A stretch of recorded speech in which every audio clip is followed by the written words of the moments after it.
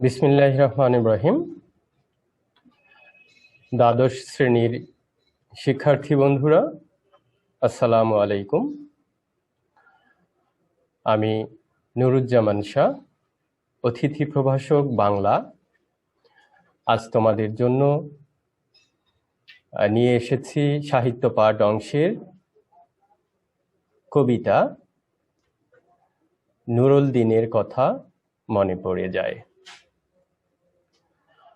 আজকে আমরা আলোচনা করব দ্বাদশ শ্রেণীর শিক্ষার্থীদের জন্য নুরুল দিনের কথা মনে পড়ে যায়। চলো বন্ধুরা, আজকের এই কবিতা আলোচনা করবার আগে আমরা কবিকে একটু জেনে আসি। কবিতাটি লিখেছেন বাংলা সাহিত্যের অন্যতম খ্যাতিমান কবি সৈয়দ শামসুল হক। সৈয়দ শামসুল হক বাংলা সাহিত্যে বিশেষ করে কবিতা এবং নাটকে একটি উল্লেখযোগ্য স্থান দখল করে আছেন। বলা হয় বাংলা কাব্য সাহিত্যে কাজী নজরুল ইসলামের পরেই সব্যসাচী লেখক হিসেবে যিনি বিশেষ খ্যাতি অর্জন করেছেন তিনি হলেন কবি সৈয়দ শামসুল হক। সৈয়দ শামসুল হকের সাহিত্য কীর্তির সবচেয়ে বড় যে জায়গাটি রয়েছে সেটি হচ্ছে তার কাব্যনাট্য। তার একাধিক নাটক রয়েছে, কাব্য নাটক রয়েছে, যেগুলো বাংলা সাহিত্যকে সমৃদ্ধ করেছে। পাশাপাশি সৈয়দ শামসুল হক একাধারে ঔপন্যাসিক, ছোট গল্পকার, চলচ্চিত্রের কাহিনী নির্মাতা ইত্যাদি অনেক বিশেষণে বিশেষায়িত করা যায়। আমাদের বাংলা সাহিত্যের এই প্রবাদ প্রতিম মানুষটি জন্মগ্রহণ করেছিলেন 1935 খ্রিস্টাব্দে কুড়িগ্রাম জেলায়। আমাদের একেবারে বাংলাদেশের উত্তরাঞ্চলের প্রান্ত শহর, ধরলা বিধৌত যে জেলা, ছায়াময় মায়াময় একটি মফস্বল শহর কুড়িগ্রাম, সেখানেই জন্ম আমাদের এই প্রিয় কবি সৈয়দ শামসুল হক। শামসুল হক বাংলা সাহিত্যে অবদান রেখেছেন অসামান্য। তবে তার যে একাডেমিক পড়ালেখা, তিনি ঢাকা বিশ্ববিদ্যালয়ের ইংরেজি ভাষার শিক্ষার্থী ছিলেন। পরবর্তী কর্মজীবনে তিনি সাংবাদিকতাকে বেছে নেন। আমরা জানি যে তিনি বিবিসি বাংলা বিভাগের প্রযোজক হিসেবে দীর্ঘদিন কাজ করেছেন। একই সঙ্গে তিনি সাহিত্য সাধনাও এগিয়ে নিয়েছেন।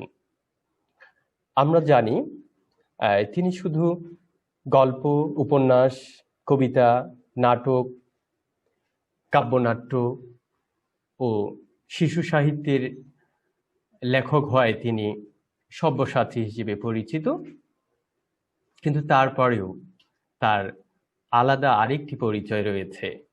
তিনি চলচ্চিত্রের অনেকগুলো চিত্রনাট্য রচনা করেছেন। একই সঙ্গে তিনি গীতিকার হিসেবেও সমধিক খ্যাত। আমরা যদি লক্ষ্য করি যে সৈয়দ শামসুল হকের কাব্য সাধনার বৈশিষ্ট্য কি, মূল দিকটি কি, তিনি ঠিক কোন জায়গাটি থেকে সাহিত্যকর্ম বিশেষত কবিতা রচনা করেছেন, তাহলে আমরা পাবো যে এই যে মানুষের জীবনযাত্রার জটিল একটা প্রবাহ, এটা তার কবিতায় এসেছে। একই সঙ্গে মনস্তাত্ত্বিক বিশ্লেষণও করেছেন তিনি তার সাহিত্যে। বিশেষত তার সাহিত্যর গঠনশৈলীটা নিরীক্ষাপ্রিয়। তিনি কবিতা দিয়ে, গল্প দিয়ে, উপন্যাস দিয়ে, নাটক দিয়ে জীবনকে বিনির্মাণ করতে চেয়েছেন। তার উল্লেখযোগ্য কাব্যগ্রন্থগুলোর মধ্যে বৈশাখে রচিত পংক্তিমালা পরাণের গহীন ভেতর বিখ্যাত। একই সঙ্গে আমরা সৈয়দ শামসুল হককে ঠিক পরাণের গহীনে রেখেছি তার দুটি অনবদ্য সৃষ্টির জন্য। সে দুটি হচ্ছে পায়ের আওয়াজ পাওয়া যায় এবং নুরুল দিনের সারা জীবন। মূলত এই দুটি কাব্যনাট্য, বিখ্যাত কাব্যনাট্য তিনি লিখে একেবারেই বাংলা সাহিত্যে একটা অমরতার জায়গা করে নিয়েছেন। আমাদের প্রিয় কবি সৈয়দ শামসুল হক তার সাহিত্যের স্বীকৃতি স্বরূপ বাংলা একাডেমি পুরস্কার পেয়েছেন, আদমজী সাহিত্য পুরস্কার পেয়েছেন, নাসিরউদ্দিন স্বর্ণপদক, জাতীয় চলচ্চিত্র পুরস্কার এবং ২১শে পদক, বিভিন্ন সম্মাননায় ভূষিত হয়েছেন। আমাদের উত্তরের কবি, প্রাণের কবি, সব্যসাচী কবি সৈয়দ শামসুল হক ২০১৬ খ্রিস্টাব্দের ২৭ সেপ্টেম্বর ঢাকায় মৃত্যুবরণ করেন। আমরা কবিকে আজকের এই শ্রেণী পাঠে গভীর শ্রদ্ধার সঙ্গে স্মরণ করছি। চলো শিক্ষার্থী বন্ধুরা, আমরা কবিতার পরের অংশ পাঠে চলে যাই। কবিতাটি যথেষ্ট ব্যঞ্জনাময়ী এবং ইতিহাস আশ্রিত একটি কবিতা, যেটি পাঠ করলে আমাদের শির দ্বারা দাঁড়িয়ে যায়, শক্ত হয়ে ওঠে এবং ভেতরে একটা স্পন্দন জাগে। জেগে উঠবার যে প্রেরণা, কেউ যেন ডাক দিয়ে যায় এই বাঙালিকে, এই বাংলাকে। সেই ডাকের চিরায়ত আহ্বান আমরা খুঁজে পাই সৈয়দ শামসুল হকের নুরুল দিনের কথা মনে পড়ে যায়। তো বন্ধুরা, তোমাদের কবিতাটি পাঠ করবার আগে একটি বিষয় যুক্ত করে দিই। সেটি হচ্ছে, এটি শুধু তিনি কাব্য সাধনার জন্য কবিতার জায়গা থেকে কবিতা লিখেছেন বিষয়টি বোধ করি তেমন নয়। এটি নুরুল দিনের সারা জীবন নামের তার যে একটি কাব্যনাট্য আছে, সেই নাটকের একেবারে প্রস্তাবনা অংশ। এই অংশে চমৎকারভাবে নাটকের কাহিনীতে দর্শকদের, শ্রোতাদের, পাঠকদের নিয়ে যাবার যে প্রয়াস, সেটি একেবারে জাদুকরী ভাবে উপস্থাপিত হয়েছে। চলো বন্ধুরা, আমরা দেখি কবিতার ভেতরে কি বলা হয়েছে। নীলক্ষা আকাশ নীল, হাজার হাজার তারা ওই নীলে অগণিত, আর নিচে গ্রাম গঞ্জ হাট জনপদ লোকালয় আছে ৬৯,০০০। ধবল দুধের মতো জ্যোৎস্না তার ঢালিতেছে চাঁদ পূর্ণিমার। নষ্ট ক্ষেত, নষ্ট মাঠ, নদী নষ্ট, বীজ নষ্ট, বড় নষ্ট যখন সংসার, তখন হঠাৎ কেন দেখা দেয় নীলক্ষার নীলে তীব্র শীষ দিয়ে এত বড় চাঁদ? অতি অকস্মাৎ স্তব্ধতার দেহ ছেড়ে কোন ধ্বনি, কোন শব্দ, কিসের প্রপাত? গোল হয়ে আসুন সকলে, ঘন হয়ে আসুন সকলে, আমার মিনতি আজ স্থির হয়ে বসুন সকলে। অতীত হঠাৎ হাতে হানা দেয় মানুষের বদ্ধ দরজায়।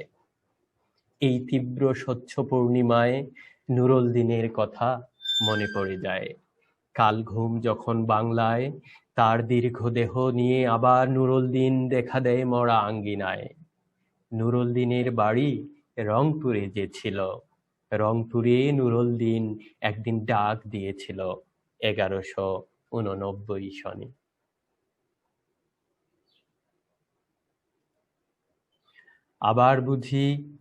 আবার বাংলায় বুঝি পড়ে যায় মনে, নুরুল দিনের কথা মনে পড়ে যায়। যখন শকুন নেমে আসে এই সোনার বাংলায়, নুরুল দিনের কথা মনে পড়ে যায়। যখন আমার দেশ ছেয়ে যায় দালালের আলখাল্লায়, নুরুল দিনের কথা মনে পড়ে যায়। যখন আমার স্বপ্ন লুট হয়ে যায়, নুরুল দিনের কথা মনে পড়ে যায়। যখন আমার কণ্ঠ বাজেয়াপ্ত করে নিয়ে যায়, নুরুল দিনের কথা মনে পড়ে যায়। যখন আমারই দেশে আমার দেহ থেকে রক্ত ঝরে যায় ইতিহাসে প্রতিটি পৃষ্ঠায়। আসুন, আসুন তবে আজ এই প্রশস্ত প্রান্তরে, যখন স্মৃতির দুধ জ্যোৎস্নার সাথে ঝরে পড়ে, তখন কে থাকে ঘুমে, কে থাকে ভেতরে, কে একা নিঃসঙ্গ বসে অশ্রুপাত করে। সমস্ত নদীর অশ্রু অবশেষে ব্রহ্মপুত্রে মেশে, নুরুল দিনেরও কথা যেন সারা দেশে পাহাড়ি ঢলের মতো নেমে এসে সমস্ত ভাষায় অভাগা মানুষ যেন জেগে ওঠে আবার এ আশায় যে আবার নুরুল দিন একদিন আসবে বাংলায়, আবার নুরুল দিন একদিন কাল পূর্ণিমায় দিবে ডাক, জাগো বাহে কণ্ঠে সবাই। শিক্ষার্থী বন্ধুরা, আমরা কবিতাটি পাঠ করবার চেষ্টা করলাম। এই কবিতার ভেতরে কবি কি বলেছেন সেটি আমরা একটু লক্ষ্য করবার চেষ্টা করি। বলা হয়েছে, নীলক্ষ আকাশ নীল, হাজার হাজার তারা ওই নীলে অগণিত, আর নিচে গ্রাম গঞ্জ হাট জনপদ লোকালয় আছে ৬৯,০০০। খুব সুন্দর করে কবি এর শুরুতে যে ভূমিকাটি দিয়েছেন তার কাব্যিক ঢঙ্গে, সেটি হচ্ছে এই বাংলার আকাশ বরাবরই নীলে নীলে ছেয়ে থাকে, যে নীলের কোনো প্রান্ত নেই। হাজার হাজার তারা ফোটা আকাশে নিচে জেগে থাকে বাংলার গ্রাম গঞ্জ হাট জনপদ লোকালয়। এই যে বাংলার নৈসর্গিক দৃশ্য, সেটি কবি মানসপটে ভীষণভাবে নাড়া দিয়েছে, সেটি তিনি প্রস্তাবনার শুরুতেই তুলে ধরেছেন পাঠকের জন্য। শুধু তাই নয়, সেই বাংলার চিরায়ত সৌন্দর্যের জায়গাটি তিনি আরো চমৎকারভাবে বিশ্লেষণ করেছেন। চলো বন্ধুরা, আমরা দেখি পরের বাক্যে তিনি কি বলেছেন। ধবল দুধের মতো জ্যোৎস্না তার ঢালিতেছে চাঁদ পূর্ণিমার। অনেক অনেক সুন্দর ব্যঞ্জনাময় উপমাময় একটি বাক্য। সেটি হচ্ছে, ধবল দুধের মতো জ্যোৎস্না তার ঢালিতেছে চাঁদ পূর্ণিমার। মানে বাংলাদেশের এই রাতের প্রকৃতি যে এত মোহনীয় এত সুন্দর, এটি হয়তো সারা পৃথিবীতেই, কিন্তু কবিরা তো তার মাকে মাটিকে পরম মমতায় লালন করেন ধারণ করেন। তাই কবির মনে হয়েছে, আমার এই বাংলায় যে পূর্ণিমার চাঁদ ওঠে, আমার এই বাংলায় যে জ্যোৎস্না ঝরে পড়ে, তার তুলনা কোথাও মেলা ভার আর কোথাও পাওয়া যাবে না। তাই এই রূপালী জ্যোৎস্নাকে কবির মনে হয়েছে ধবল সাদা দুধের মতো যেন জ্যোৎস্না ঝরে পড়ছে। চাঁদ, পূর্ণিমার চাঁদ হেসে হেসে যেন দুধের বৃষ্টি ঝরাচ্ছে তার প্রিয় বাংলার বুকে। এই যে রূপায়িত সৌন্দর্যমণ্ডিত সুশীতল ছায়াময় মায়াময় বাংলা, বাংলার প্রকৃতি, বাংলার মানুষের জীবন, এখানে পরতে পরতে সুখ নিহিত ছিল, বিষয়টি এরকম নয়। মাঝে মাঝেই ঝড় ঝাপটা ঝঞ্ঝা এসে আমাদেরকে নাড়িয়ে দিয়ে গিয়েছে। সেটি মোকাবেলা করবার মতো দৃঢ় প্রত্যয় এই বাঙালির ছিল, এখনো রয়েছে, চিরদিন থাকবে। কেমন করে? কবি বলছেন, নষ্ট ক্ষেত নষ্ট মাঠ নদী নষ্ট বীজ নষ্ট বড় নষ্ট যখন সংসার, তখন হঠাৎ কেন দেখা দেয় নীলক্ষার নীলে তীব্র শীষ দিয়ে এত বড় চাঁদ।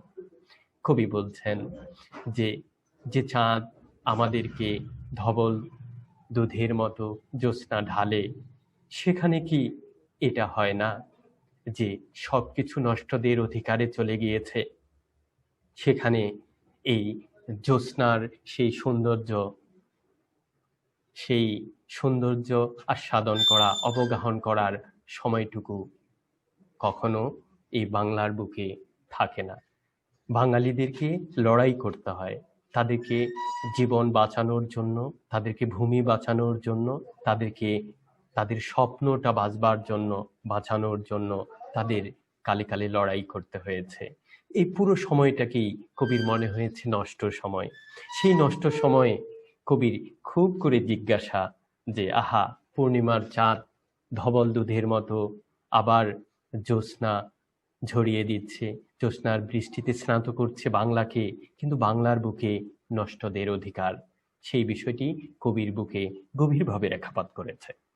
তারপরে চলো, বলা হচ্ছে অতি অকস্মাৎ স্তব্ধতার দেহ ছেড়ে কোন ধ্বনি, কোন শব্দ, কিসের প্রপাত, গোল হয়ে আসুন সকলে, ঘন হয়ে আসুন সকলে, আমার মিনতি আজ স্থির হয়ে বসুন সকলে। হ্যাঁ, কবি বলছে কাব্যনাট্যের ভূমিকায় যে সবাই গোল করে জমাট হয়ে বসুন, সবাই ঘন হয়ে বসুন, ফাঁকা হয়ে নয়। আর মানুষের প্রতি কবিরা তো দুর্বিনীত হবে না, হবে বিনয়ী। তাই চমৎকারভাবে বিনয়ের পসরা সাজিয়ে বলছে, আমার মিনতি, আপনারা বসুন, স্থির হয়ে বসুন। হ্যাঁ, আজকে তোমাদের এই পাঠদানে কবিতাটি আলোচনা করবার সময় আমারও খুব ইচ্ছে যে তোমরা একেবারে গোল হয়ে বসো, ঘন হয়ে বসো, বইয়ের পৃষ্ঠা খুলে বসো। আমরা আজকে কবি সৈয়দ শামসুল হকের সেই বিখ্যাত কবিতাটি আলোচনা করছি, যেটি আলোচনা থেকে আমরা এমন কিছু রসদ পাবো যেটি আমাদেরকে জাতিগতভাবে জাতিসত্তার জন্য প্রেরণাদায়ী রসদ যোগাবে। বলা হচ্ছে যে স্তব্ধতার দেহ ছেড়ে কোন ধ্বনি, কোন শব্দ, কিসের প্রপাত। হ্যাঁ, যখনই দুর্বিপাকে দুর্যোগে এই বাংলা ক্ষত বিক্ষত হয়েছে, যখনই নানা রকম বিপদ বিপত্তি এসে দাঁড়িয়েছে আমাদের বুকে, এই ধরলার বুকে, এই পদ্মার বুকে, এই ধলেশ্বরীর বুকে, তখনই কিন্তু কেউ না কেউ ডাক দিয়েছেন। তাদের ডাকে আমরা গর্জন শুনতে পেয়েছি, তাদের ডাকে আপামর মানুষ নির্বিশেষে সাড়া দিয়েছেন এবং জুলুমকারীদের বিরুদ্ধে প্রতিবাদে রুখে দাঁড়িয়েছেন। ঠিক তেমন একটি ডাক শুনতে পাচ্ছেন কবি সৈয়দ শামসুল হক। চলো দেখি সেই ডাকটা কার, আমরা একটু শুনে আসি।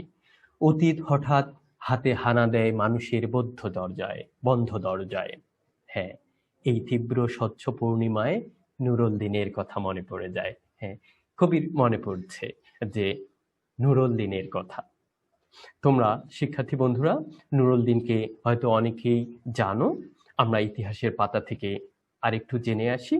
এই উত্তরাঞ্চলে, বিশেষ করে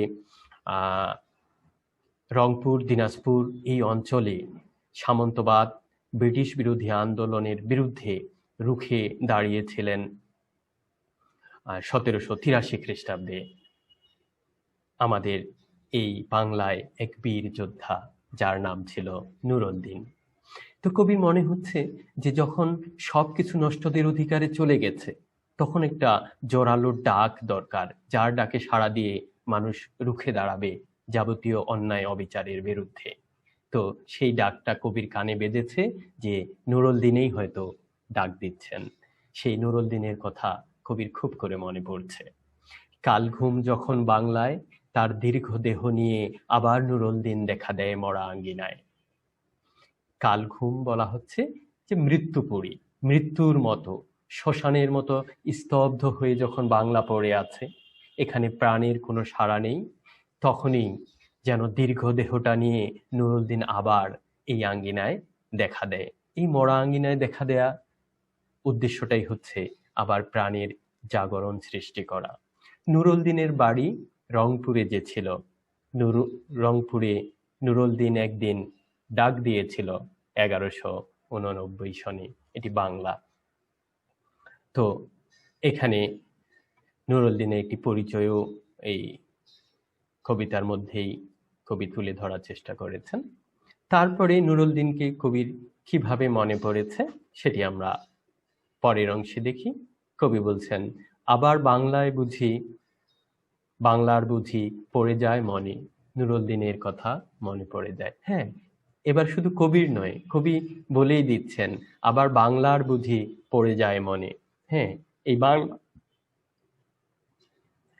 এই বাংলা নুরুল দিনকে মনে করবে যখন শকুন নেমে আসে এই সোনার বাংলায়। হ্যাঁ, আমাদের বাংলায় যত অত্যাচারী খড়ক নেমে এসেছে, সেই অত্যাচারীদের কবি চিহ্নিত করেছেন শকুন হিসেবে।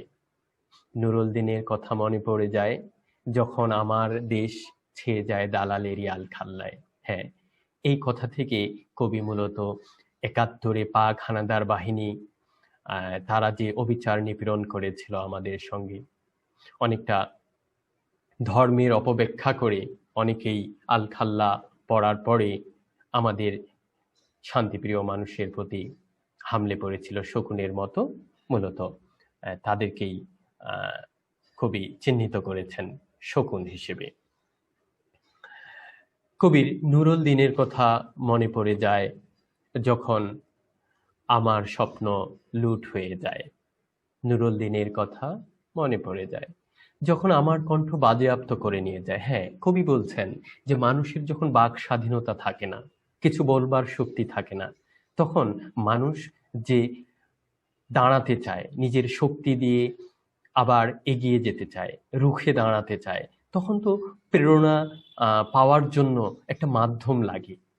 সেই মাধ্যমটা কবির মনে হয়েছে যে নুরুল দিন। নুরুল দিনকে যদি তার সেই বীরত্ব গাথা যদি আমরা স্মরণ করি, তাহলে যাবতীয় কণ্ঠটাকে উচ্চকিত করা সম্ভব, যাবতীয় অন্যায় অবিচারকে রুখে দাঁড়াবার প্রেরণা লাভ করা সম্ভব।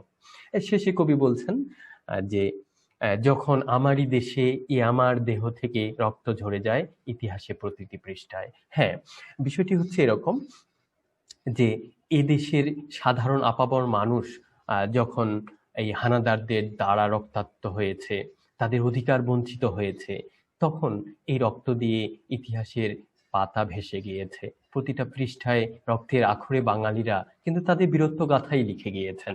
আর এই বীরত্ব গাথার অনুঘটক হিসেবে কাজ করেছে, রাহবার হিসেবে কাজ করেছে, কান্ডারি হিসেবে কাজ করেছে কালে কালে নুরুল দিনদের মতোই সেই অগ্নিপুরুষেরা। তারপরে শেষে কি বলেছে কবি? আসুন আসুন তবে আজ এই প্রশস্ত প্রান্তরে। হ্যাঁ, কবির খুব ইচ্ছে যে নুরুল দিন একটা জায়গা থেকে ডাক দিয়েছে, সেটি শুধু রংপুর, দিনাজপুর, উত্তরাঞ্চলের ডাক নয়, সেটি স্বাধীনতার ডাক, সেটি নিজের অস্তিত্ব রক্ষার ডাক, সেটি সাম্রাজ্যবাদ বিরোধী ডাক। সেই ডাকে পুরো দেশটাকে বিস্তৃত প্রান্তর হিসেবে ধরেছেন কবি। যখন স্মৃতির দুধ জ্যোৎস্নার সাথে ঝরে পড়ে, তখন কে থাকে ঘুমে, কে থাকে ভেতরে, কে একা নিঃসঙ্গ বসে অশ্রুপাত করে। কবি খুব করে একটি আহ্বান, যখন নুরুল দিনরা ডাক দিয়ে যায়, তখন শুধু স্মৃতিকাতর হয়ে বসে থাকবার কোনো সুযোগ নেই, তখন আমাদের নীরবে একা অশ্রুপাত করারও কোনো সুযোগ নেই। তখন সুযোগ একটাই, সেই ডাকে সাড়া দেয়া। সমস্ত নদীর অশ্রু অবশেষে ব্রহ্মপুত্রে মেশে নুরুল দিনেরও কথা যেন সারা দেশে পাহাড়ি ঢলের মতো নেমে এসে সমস্ত ভাষায়। কবি বলেছেন কি যে যেমন বন্যার স্রোত, পানির স্রোত বুড়িগঙ্গায়, ব্রহ্মপুত্রে, ধরলায়, মধুমতিতে ভেসে আসে, ঠিক সেরকম নুরুল দিনের ডাক যেন এভাবে ঝর্ণাধারার মতো, বাণীর স্রোতের মতো সারা বাংলায় ভেসে আসছে। কারণ মানুষ তার ডাকটি গ্রহণ করছে। কেমন করে? মানুষ স্বপ্ন প্রত্যয়ী হয়ে উঠছে যে না, আর আমাদের বসে থাকবার সুযোগ নেই, নুরুল দিন আমাদের ডাক দিয়েছে। কেমন করে? কবি বলছেন, অভাগা মানুষ যেন জেগে ওঠে আবার এ আশায়, যে আবার নুরুল দিন একদিন আসিবে বাংলায়, আবার নুরুল দিন একদিন কাল পূর্ণিমায় দিবে ডাক, জাগো বাহে কণ্ঠে সবাই। এটি একটি চমৎকার কবিতা কবি সৈয়দ শামসুল হকের। হ্যাঁ, আমরা সেই আশাবাদ এখনো ব্যক্ত করতে পারি কবির সঙ্গে আমরা উচ্চকিত কণ্ঠে বলতে পারি যে এখনো সমাজের যাবতীয় অনিয়ম, অবিচার, দুর্বিনীত যত আচরণ সবকিছু ভেসে দেবার মতো শক্তি, সাহস সঞ্চয় করার একটা সুযোগ রয়েছে। আমরা যদি ইতিহাসের পাতা খুলি, আমরা যদি নুরুল দিনদেরকে আবারও আমাদের পাথেয় করি, সামনে চলার কাণ্ডারি করি, নিশ্চয়ই আমরা প্রেরণা পাবো আমাদের জাতিসত্তা তাদের এই যাবতীয় সমস্যা, যাবতীয় অবিচার, অনিয়ম কাটিয়ে উঠে একটি সুন্দর জ্যোৎস্না প্লাবিত, জ্যোৎস্না ধারায় স্নাত প্রিয় বাংলা, প্রিয় মাতৃভূমি তারা ফিরে পাবে। আমরা সবাই সেই দিনটির অপেক্ষায় রয়েছি যে নুরুল দিন আবার আসবে, আবার মরা পূর্ণিমায় আবার এই মরা আঙ্গিনায় ডাক দেবে, বলবে জাগো বাহে কণ্ঠে সবাই, আমরা জেগে উঠব, নুরুদ্দিনের ডাকে সাড়া দেব। তাই শুধু সৈয়দ শামসুল হকের নয়, আমাদেরও বারবার মনে পড়ে নুরুদ্দিনের কথা। শুধু নুরুদ্দিন নয়, এই বাঙালি জাতিসত্তার পেছনে যারাই কালে কালে ডাক দিয়ে গিয়েছে, আমরা তাদের ডাকে সেই ডাক শোনবার চেষ্টা করব। ইতিহাসের দুয়ার খুলে, ইতিহাসের জানালা খুলে আমরা যদি একবার কান পাতি, তাহলে নুরুদ্দিনদের হাক আমরা এখনো শুনতে পাবো। তো সেই হাক শুনে আমরা আমাদের নিজেদের জীবনকে গড়ে তুলি, এই সমাজ রাষ্ট্র বিনির্মাণ করি, যাবতীয় অন্যায় অত্যাচারের বিরুদ্ধে রুখে দাঁড়ানোর শক্তি সঞ্চয় করি। সেই আহ্বান জানিয়েই শিক্ষার্থী বন্ধুরা, আজকে একেবারে আলোচনার আমরা শেষে চলে এসেছি। চলো আমরা শুধু এই কবিতা থেকে কয়েকটি শব্দের সঙ্গে পরিচিত হয়ে নিই। এখানে সেরকম কঠিন কোনো শব্দ কবি ব্যবহার করেননি। আমরা শুরুতেই যে শব্দটি দেখছি, নীলক্ষা, হ্যাঁ, এই শব্দটি একটু তোমাদের কাছে অপরিচিত ঠেকবে। এর মানে হচ্ছে দৃষ্টিসীমা অতিক্রমকারী, মানে যার কোনো সীমা নেই, দৃষ্টির একেবারে বাইরে। তারপরে রয়েছে, সেটি আমি কবিতায় আলোচনা করেছি, তোমরা হয়তো সুন্দর করে বুঝতে সক্ষম হয়েছ, ধবল দুধের মতো জ্যোৎস্না।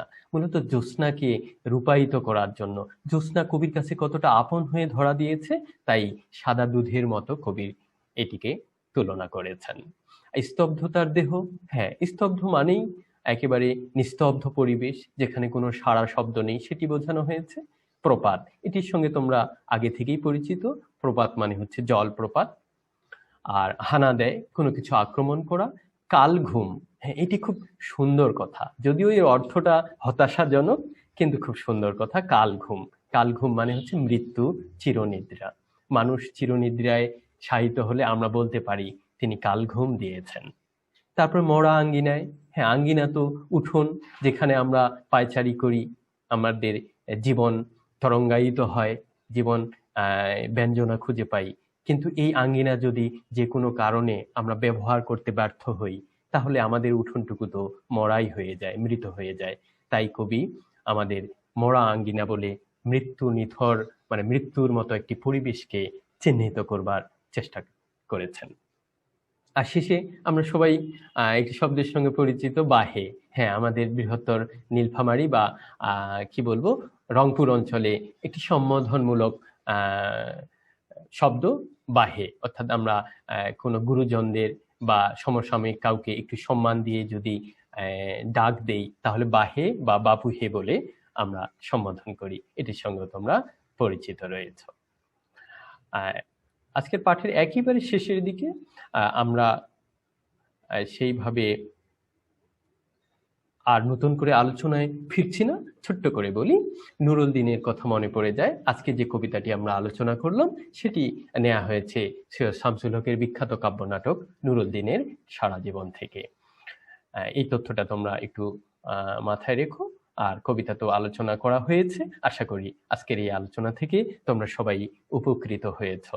আগামীতে তোমাদের এই অনলাইন ক্লাসে আরো সাথে চাই, নিশ্চয়ই তোমরা আমাদের সঙ্গে যুক্ত হবে এবং নতুন একটি পাঠ আমরা আলোচনা করবার ইচ্ছা প্রকাশ করি।